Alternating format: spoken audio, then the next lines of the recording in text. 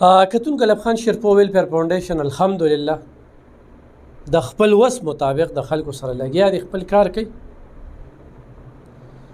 د خپلو کتونکو نه د ډونر نه د ټولو مخکې خو ورته دا وایو چې ګراني ډېره زیاته ده، په خپل چم ګاونډ کې د غریبانانو خیال وساتئ. موږ ډېرې ویډیوګانې کړي دي او په هغه ویډیو کې دننه د هغې خلکو نمبرې دي، خو هغوی سره هم څه کومک او مرسته وکړو نه هم ډېره ښه ده.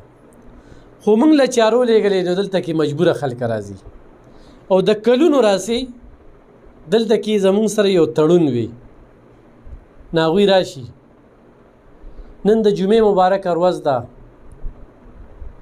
او ډېره بختوره ورځ ده، بېګا سبا مرد د دنیا نه تګ دی، یا نن یا سبا. خو خلکو ته مې دا خواست دی چې د هر څه رانه پاتې چاله چې خدای پاک ورکړې ده وکړې د الله سره تجارت.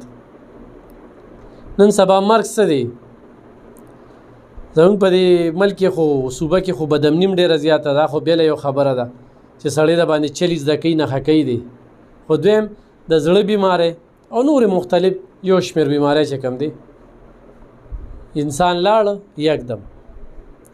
نو زما به تاسو ته خواست خو تاسو وایئ چې جمع کړو، بینکونو کې کیرو، پلاټونه پې والو، پلازې پې والو، یا هغه خلک چې کینه بغض حسد ساتي یا د غریبانانو دشمنان وي، نو هغوی ته زه دا وایم چې کوشش وکړئ چې خلکو له ورکړه وکړئ او خپل سوچونه ټیک کړئ، الله ته غاړه ذاته کړئ او معاملات د الله سره ټیک وساتئ، انسانانو سره نه. دا زنانه چې کومه ده د تېرو شپږو 7 کالو نه د 7 کالو نه دې خاوند چاویشته دی او د دې 15 بچي دي دلته کې راځي، لوریانې علم کوي. الحمدلله لبخان شیرپو ویلفیر فاونډیشن سپانسر کوي، د 10,000 د 15,000 ورته کتابونه اخلي په یو سیزن کې. دغه شانتې د سکول وي او دغه شانتې خوراک چې کوم دی هره میاشت هم دې زنانه ته میلاویږي. د خپل رب ډېر شکر ګزار یو چې الله پاک زموږ نه دا کار اخلي.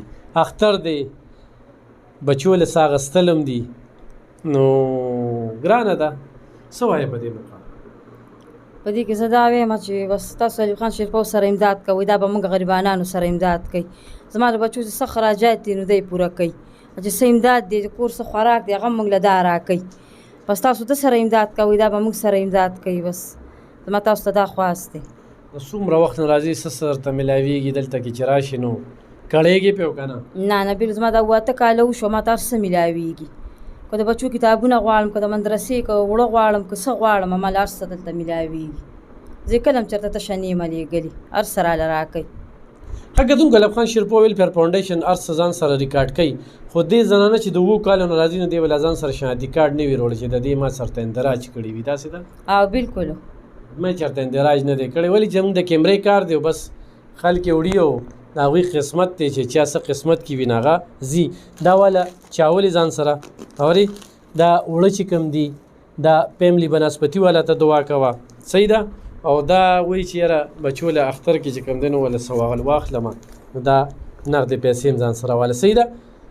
زه خویان درونو ته خو زما دا ویډیو ګوري نو هغوی ته مې دا خواست دی چې دلته به ستاسو امانت چې کوم دی حقدار ته میلاویږي او په زرګو زنانه موږ سره په رابطه کې وي، خو موږ ورته وي څه نشته دی مه راځئ. ډېر داسې خلک دي، نو خو تاسو را سره کومک او مرسته وکړه نو انشاءالله موږ به داسې غریبانانو سره کومک او مرسته وکړو. ډېره مننه، خوشحاله اوسئ.